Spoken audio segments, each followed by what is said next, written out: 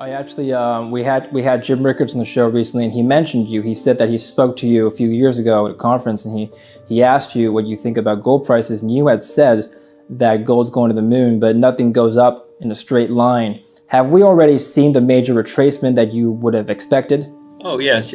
What I said to Jim was, usually when something has a bubble or semi-bubble like gold did in 2011, and then it pops, it corrects by 50%. That's just the way markets work. I wasn't talking about gold. I was just talking about markets when I said that. We've certainly had the major correction. I thought it might be a little more, but I'm not good at market timing. So no, we've had that correction.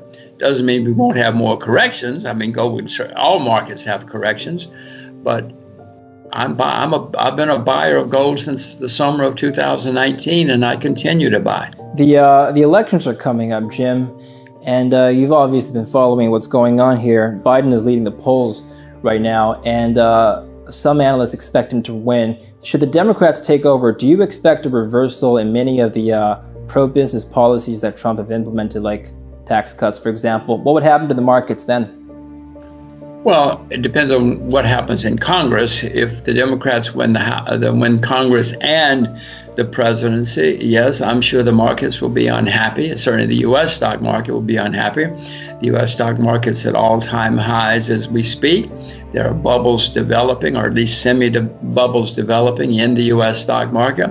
So if it continues up and then Biden wins, I suspect we'll have a very difficult time in 2021. Do you think there's a certain candidate that would probably do better in inheriting this coronavirus pandemic crisis that we're seeing right now? A better candidate? Yeah, between Trump or Biden, who would probably preside better over this? None of the above. Crisis. None of the above. We should have a line on the U.S. ballot that says A, B, C, none of the above. Send us somebody else. Well, I think that's why the absentee rate is quite high. Finally, Jim, I want to just pick your brain on your investment style, because there's so many people around the world who look up to you and look at your track record and think, gee, how I would like to be Jim Rogers one day. The Quantum Fund has returned 4,200% since 1970 to the 80s, and during that decade, you've outperformed the S&P 500, which has only grown by 47% during the period. How did you do it? Well, we loved what we did. We spent all of our time thinking about the market, and we both loved it, and we've stayed with what we knew. You want to know how to be a successful investor.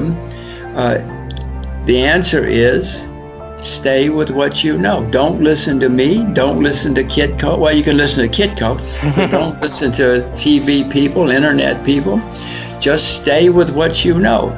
David, if I told you you can only have 20 investments in your life, you would be very careful. You wouldn't be jumping in and out, listening to hot tips every day, every month. You would stay with what you know, and you would become a successful investor. Everybody watching this knows a lot about something, whether it's fashion or cars or sports or something. When you see something that you know is going to be successful and exciting, don't just say, oh, that's going to be great. Don't tell all you. Then you go and you do your research and you figure out how to, and if you should invest and how to invest, and then you invest. You will know it long before I will, or long before other people in the investment community. You will also know when to sell, because you will know when something's going to change again. Nobody likes to hear it, David. Everybody wants a hot tip. Everybody wants to be rich this month. Well, the second advice is don't listen to hot tips. Stay away from hot tips. Yeah. So just stay with what you know. I mean, it's boring and nobody wants to hear it. But that's how you become successful. In those days, we did nothing but focus and concentrate and dig deep and dig deep and dig deep. That's how you become successful. Do you think an investor at one point consciously picks a style, let's say value versus growth, for example, or is it more that the style picks the investor, meaning that eventually it conforms to a personality? Well, that's a good question, but I think it's the answer to that question is figure out what you yourself know best.